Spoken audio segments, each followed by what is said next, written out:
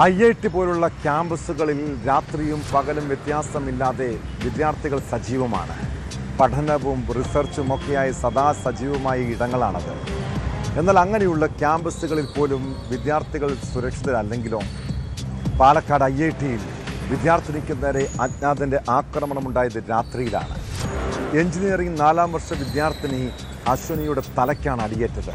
ഭക്ഷണം കഴിക്കാൻ സുഹൃത്തുക്കൾക്കൊപ്പം ഡൈനിങ് ഹാളിലേക്ക് നടന്നു പോകുമ്പോഴായിരുന്നു ആക്രമണം. പ്രതിക്കായി പോലീസ് അന്വേഷണം ഊർജിതമാക്കി. സംഭവത്തിന് പിന്നാലെ IITയിലെ സുരക്ഷ ശക്തമാക്കണമെന്ന് ആവശ്യപ്പെട്ട് വിദ്യാർത്ഥികൾ പ്രതിഷേധവുമായി രംഗത്തെത്തി.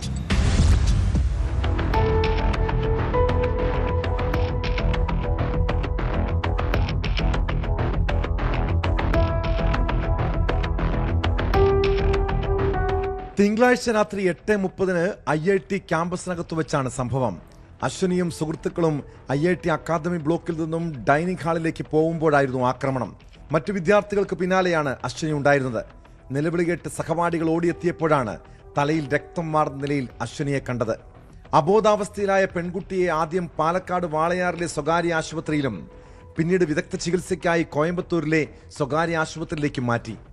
ആക്രമണ കാരണവും ആരാണ് ആക്രമിച്ചതെന്നും അറിയില്ലെന്നാണ് പരിക്കേറ്റ വിദ്യാർത്ഥിനി പോലീസിന് പ്രാഥമികമായി നൽകിയ മൊഴി. തലയോട്ടിക്ക് സാരമായി പരിക്കേറ്റ വിദ്യാർത്ഥിനി അപകടനില തരണം ചെയ്തതായി IIT അധികൃതർ പറഞ്ഞു. രാത്രി പെൺകുട്ടിക്കൊപ്പം ഉണ്ടായിരുന്ന സഹപാഠികളുടെ മൊഴിയും പോലീസ് രേഖപ്പെടുത്തി. ആക്രമണം നടന്ന ഭാഗത്ത് CCTV ഇല്ല. ക്യാമ്പസിനകത്തെ മറ്റ് നിരീക്ഷണ ക്യാമറകൾ പോലീസ് പരിശോധിച്ചു വരികയാണ്. ക്യാമ്പസിനകത്തെ നിർമ്മാണ പ്രവൃത്തികൾക്കായി എത്തിയ അതിഥി തൊഴിലാളികളെ കേന്ദ്രീകരിച്ചും പോലീസ് അന്വേഷണം നടക്കുന്നുണ്ട്. പാലക്കാട് ജില്ലാ പോലീസ് മേധാവി അജിത് കുമാർ IITയിലെത്തി പരിശോധന നടത്തി.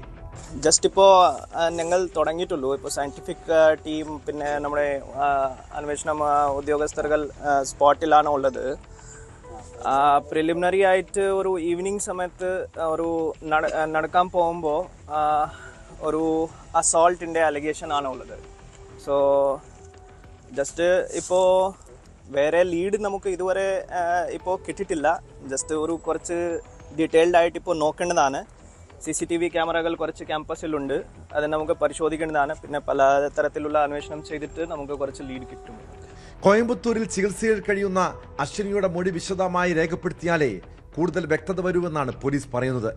അതേസമയം ക്യാമ്പസിലെ സുരക്ഷ ആവശ്യപ്പെട്ട് വിദ്യാർത്ഥികൾ പ്രതിഷേധവുമായി രംഗത്തെത്തി. ഈ അധ്യയന വർഷം സമാനമായ രീതിയിലുള്ള 4ാമത്തെ ആക്രമണമാണ് ഇതെന്ന് വിദ്യാർത്ഥികൾ പറയുന്നു.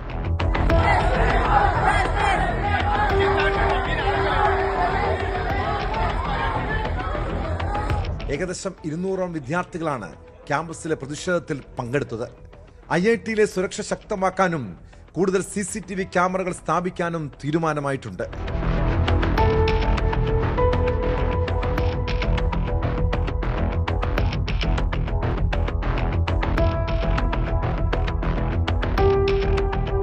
News 18 പാലക്കാട്. കൂടുതൽ വാർത്തകൾക്ക് News 18 Keralam YouTube channel subscribe ചെയ്യുക.